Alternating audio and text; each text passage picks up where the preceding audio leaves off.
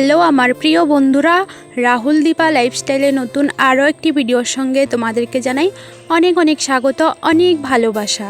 তোমরা সবাই কেমন আছো? আশা করি সবাই ভালো আছো, সুস্থ আছো। ভগবানের আশীর্বাদে তোমাদের ভালোবাসায় আমিও কিন্তু বেশ ভালোই আছি, সুস্থ আছি।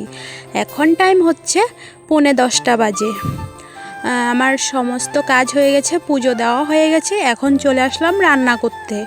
তো কাল যে কাঁকরোলের পুর খাইনি, কাঁকরোলের পুর আছে, ডাল আছে, আর এখন করব বরবটি আলু ভাজা আর মার জন্য রুটি, আর আমি আর দিদিভাই ভাত খাবো।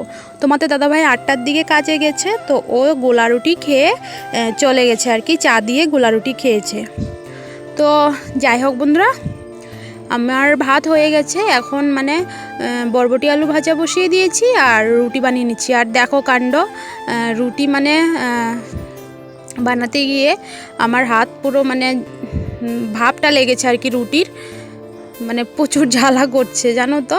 আর সব সময় আমার সাথে এমনই হয়, যখনই রুটিটা ফুলবে মানে রুটিটা ফেটে ভাপটা হাতে লেগে যায়। তো যাই হোক, এদিকে আমি কাঁকরোলের পুর দুটো গরম করে নিচ্ছি আর বরবটি আলু ভাজা হয়ে আসছে। তো এই যে খেতে বসে পড়েছি, ডাল শুকনো, কাঁকরোলের পুর আর বরবটি আলু ভাজা। তো মা বরবটি খায় না, মাকে আলুগুলো বেছে বেছে দিয়েছি আর কি রুটির সাথে খাওয়ার জন্য। তো চলো, সকালের খাওয়াটা কিন্তু জমে গেল। তো বন্ধুরা, খাওয়া দাওয়া করে সোনার জন্য কুয়াশ আলু দিয়ে পাতলা করে ঝোল রান্না করেছি, কারণ সোনা ঘুমিয়ে পড়েছে না খেয়ে। সকালবেলা দুধ বিস্কিট খেয়েছে আর মামিদের বাড়িতে গিয়েছিল, কলা খেয়েছে। তো এখন ঘুম থেকে উঠলে ওকে খাওয়াতে হবে, তার জন্য আগে সোনার জন্য তরকারিটা রান্না করে নিয়েছি।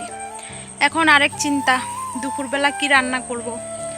সত্যি যারা যারা রান্না করে মানে তাদের এটাই চিন্তা থাকে মাথায়, কি রান্না করব কি দিয়ে। তো যাই হোক, এখন টাইম হচ্ছে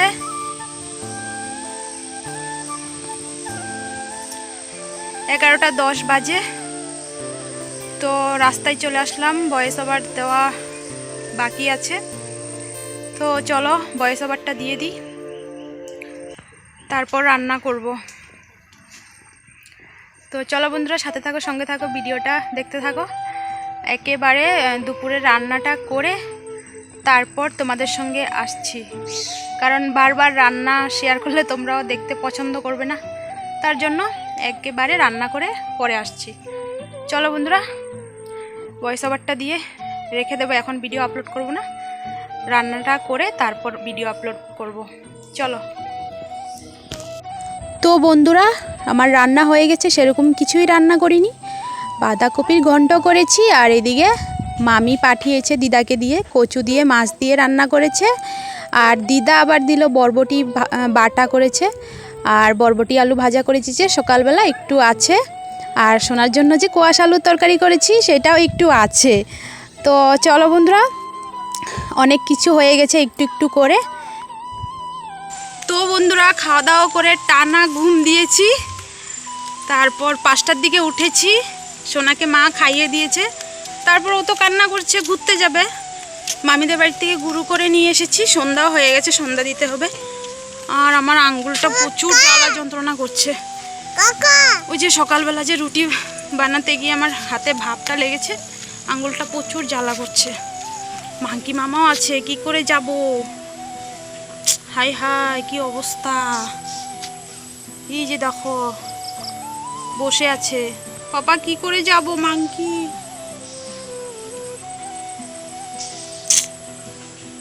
সন্ধ্যা হয়ে গেছে। আমার সোনাও কিন্তু আজ প্রচুর ঘুমিয়েছে, তাই না পাপা? আরো ঘুরতে যাবে। হাত বের করো সোনা, হাত বের করো, পাপা হাত বের করো, টাটা করে দাও সবাইকে, টাটা, উম্মা দিয়ে দাও একটা। চলো বন্ধুরা, আসছি পরে। মাঙ্কি মামার জন্য কি করে যাব দেখি।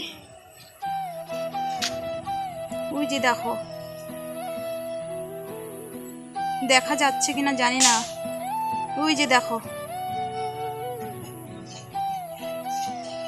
ভয়ও লাগে জানো তো, এখন মাঙ্কি মামা কামড় দিয়ে দেয়।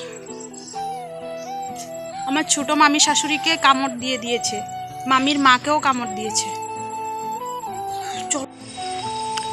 কি বিপদে না পড়লাম আজ মামিদের বাড়িতে গিয়ে। দেখো অন্ধকার হয়ে গেছে, মাংকি মামা লাইনে লাইনে যাচ্ছে। সোনাকে দিয়ে এসেছি মাসিদের বাড়ির বাউন্ডারির ওই সাইড দিয়ে। দেখো আমি যেতে পারছি না। তো বন্ধুরা, অনেকক্ষণ দাঁড়ানোর পর মশার কামড় খেয়ে এই মাত্র আসলাম বাড়িতে। মা সন্ধ্যা দিয়ে দিয়েছে। জানো তো, এমন বিপদে আজ ফার্স্ট টাইম পড়লাম। তো এতদিন মানে এতক্ষণ দাঁড়াইনি মাংকি মামার জন্য, কিন্তু আজ অনেকক্ষণ দাঁড়িয়েছি, তাও আবার অন্ধকার হয়ে গেছে। জানো তো, ভাগ্য ভালো যে আমি সোনাকে মাসিদের বাউন্ডারির উপর দিয়ে দিয়েছি, না হলে যে কি হতো। তো যাই হোক, বাড়িতে এসে দিদিভাই চা করেছে, চা খেয়ে নিয়েছি। এখন আসলো ছোটো মামা শ্বশুর আর মামি, তো ওদের জন্য চা বসিয়ে দিয়েছি।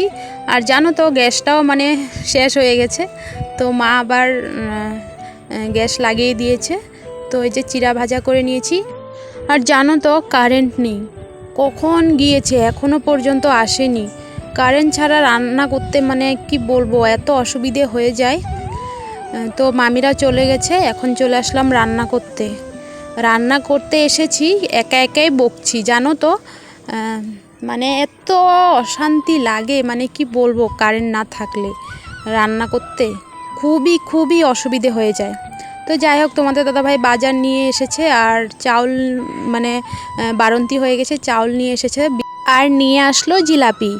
জানো তো বন্ধুরা, চাউলের এত পরিমাণে দাম বেড়েছে, মানে কি করে যে খাবে লোকে। তো যাই হোক, এখন করব ডিম আলুর ঝোল। চলো বন্ধুরা, ভিডিওটা ভালো লাগলে লাইক কমেন্ট শেয়ার সাবস্ক্রাইব করে দিও।